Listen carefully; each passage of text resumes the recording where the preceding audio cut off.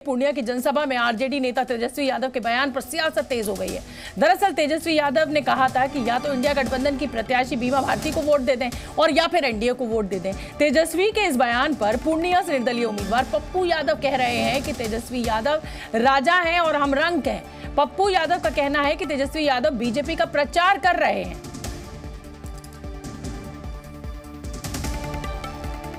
तो शीशे के घर में रहकर पत्थर फेंकते हैं। तेजस्वी का लक्ष्य कुर्सी है, ये पप्पू यादव कह रहे हैं। बीमा भारती को आरजेडी ने वहां से अपना प्रतिनिधि, अपना उम्मीदवार बनाया है, लेकिन पप्पू यादव जो कि कांग्रेस में शामिल हो चुके थे, इंडिया गठबंधन का हिस्सा है, उन्होंने कहा कि पूर्णिया छोड़ना मैं अपनी आत्मा छोड़ने जैसा होगा। और उसके बाद पप्पू यादव ने इसी सीट से अपनी उम्मीदवारी का नामांकन भरा। चलिए अब हम आपको बता देते हैं कि पप्पू यादव ने तेजस्वी के बयान को लेकर क्या कुछ कहा है। तेजस्वी योद्धा है, राजा है और हम रंक हैं। ये पप्पू यादव ने पलटवार किया है। रंक के मुंह से राजा के बारे में बातें उचित नहीं लगती। तो कुल मिलाकर एक भावनात्मक कार्ड खेलने की कोशिश पप्पू यादव के द्वारा हो रही है। शीशे के घर में रहकर पत्थर फेंकने का काम। तेजस्वी का लक्ष्य सिर्फ कुर्सी है। हालांकि गठबंधन के नियमों को पप्पू यादव ने तोड़ा है। कांग्रेस में शामिल हुए इंडिया गठबंधन और बिहार में आरजेडी जो है वो कांग्रेस मिलकर चुनाव लड़ रही है, लेकिन पप्पू यादव ने अपना निर्दलीय चुनाव का पर्चा भर दिया। सुन लेते हैं एक बार हम पप्पू यादव को। एकजुट रहना है, किसी के धोखे में नहीं आना। ये कोई एक व्यक्ति का चुनाव नहीं है, ये दो धारा, या तो एनडीए या तो इंडिया, या तो एनडीए या तो इंडिया की लड़ाई है। या तो आप इंडिया को चुनो, और इंडिया को अगर नहीं चुनते हो बीमा भारती को, तो आप एनडीए को चुन रहे हो। साफ बात, साफ बात है। इतने जल्दी अनपेशेंस हो जाते हैं। वो लालू यादव जी से सीखे ना, पेशेंस सीखना चाहिए। कितना पेशेंस था लालू जी करके, अपने पिता से भी इतना सीखते हैं। वो योद्धा हैं, वो राजा हैं, हम लोग रंक हैं। राजा के बारे में बड़ी मुँह छोटी बात हमें नहीं करनी चाहिए। वो लोग बड़े राजा के हैं, वो लोग मुख्य कानून है उन लोग का। उन लोगों को लगता है पब्लिक दुनिया मूर्ख है, हम जो बोल देंगे वही सही। इससे तो कांग्रेस के रेस्पेक्ट पर आंच पड़े। और अगले विधान लोकसभा में क्या करें, तो वो न समझे। जनता जवाब तो देगी ना कोशिश सीमांचल पे। तेजस्वी यादव के बयान पर केंद्रीय मंत्री गिरिराज सिंह ने तंज कसा है। गिरिराज सिंह ने कहा है कि तेजस्वी अपनी हार मान चुके हैं। दूसरी तरफ जेडीयू नेता नीरज कुमार ने भी तेजस्वी पर निशाना साधते हुए कहा कि उन्होंने पूर्णिया में हताशा में बयान दिया है। मैंने पहले भी कह चुके हैं कि अब महागठबंधन तेजस्वी यादव हार स्वीकार कर चुके हैं, इसीलिए ऐसी बात उन्होंने कहा है। मुझे खुशी है, वो मेरे लिए अपील कर रहे हैं अपनी हार स्वीकार करें।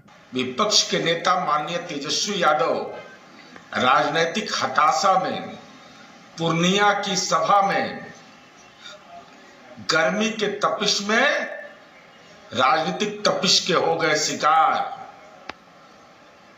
पानी में पुदीना डालकर पीजिए, मन ठंडा हो जाएगा। और इस बीच पूर्णिया से जेडीयू उम्मीदवार संतोष कुशवाहा ने तेजस्वी यादव के बयान पर पलटवार करते हुए कहा है कि वो दूसरे और तीसरे नंबर की लड़ाई लड़ रहे हैं। जनता ने सोच लिया है कि अब वापस जंगल राज्य में नहीं जाना है। वहीं बिहार सरकार के उप मुख्यमंत्री सम्राट चौधरी कह रहे हैं कि महागठबंधन ने अपनी हार मान ली है।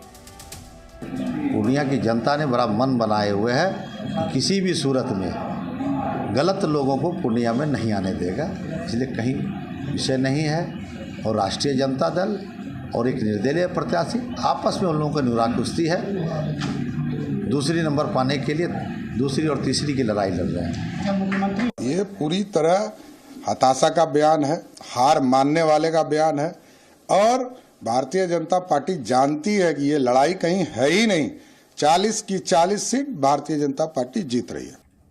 जी न्यूज संवाददाता प्रशांत मेरे साथ लाइव जुड़ रहे हैं इसी बड़ी खबर पर पटना से। प्रशांत, आप देख ही रहे हैं बयान हम लगातार अपने दर्शकों को सुनवा रहे हैं। या तो बीमा भारती को वोट दे दीजिए और नहीं तो एनडीए को वोट दे दीजिए। और संतोष कुशवाहा जो कि जेडीयू के उम्मीदवार है वो कह रहे हैं कि साहब आपने हार मान ली है। तो अब जमीन का सच क्या है, जनता क्या कह रही है?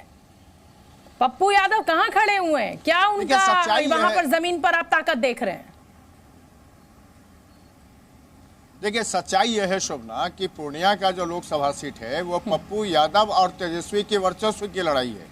लगातार पप्पू यादव को वहां से चुनाव में टिकट ना मिले, इसके लिए पूरी रणनीति लालू यादव ने बनाई थी और अंततः उनको कांग्रेस के खाते में सीट नहीं गई, उनको टिकट भी नहीं मिला। बाद में पप्पू यादव ने पूरे पूर्णिया में काफी मेहनत किया और इतनी मेहनत की कि एक बड़ा जनाधार उन्होंने खड़ा कर दिया और एक वोटरों का बड़ा समूह भी खड़ा कर लिया अपने साथ। इसके बाद जब ये लग गया कि पप्पू यादव वहां पर दूसरे नंबर पे आ गए हैं, जो ग्राउंड की रिपोर्ट है उसके मुताबिक, तो उसके बाद तेजस्वी को ये साफ दिखने लग गया कि बीमा भारती के पक्ष में जब वहां के लोग नहीं हैं तो ये बयान सामने आया ताकि पप्पू यादव को कहीं से कोई वोट ना मिले और पप्पू यादव को पराजय का सामना करना पड़े।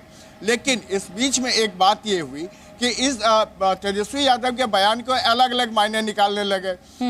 एनडीए ने कह दिया कि वह हताशा का बयान है, लेकिन आप सोच लीजिए कि अगर तेजस्वी यादव किसी चुनावी रैली में ये भाषण करते हैं कि अगर आप इंडिया को वोट नहीं कर रहे हैं तो एनडीए को कर दीजिए, इसका सीधा मतलब था कि पप्पू यादव को वोट नहीं करना है, यानी पप्पू यादव को रोकना है। तो मतलब प्रशांत, इसको ऐसे भी समझा जाना चाहिए कि ठीक है, तेजस्वी यादव का जो कैंडिडेट है बीमा भारती वो नहीं जीत रही है, लेकिन जेडीयू के कुशवाहा साहब भी तो नहीं जीत रहे हैं ना। अगर वहां पर पप्पू यादव ने इतना बड़ा अपना जनाधार खड़ा कर लिया, हालांकि देखिए अभी जब तक चुनाव के नतीजे नहीं आते हैं तब तक कुछ भी कहना मुश्किल होगा, लेकिन अब क्योंकि ये लड़ाई बड़ी दिलचस्प हो गई है, पूर्णिया सीट का जो चुनाव है वो दिलचस्प हो गया है क्योंकि पप्पू यादव, जेडीयू के अपने कुशवाहा साहब और इधर बीमा भारती, तो तीन जो है मजबूत उम्मीदवार एक तरीके से आप कह सकते हैं कि इस बार जो टक्कर होगी वो कांटे की होगी पूर्णिया में। बहुत बहुत धन्यवाद प्रशांत आपका इस पूरे अपडेट के लिए, इस पूरी जानकारी के लिए।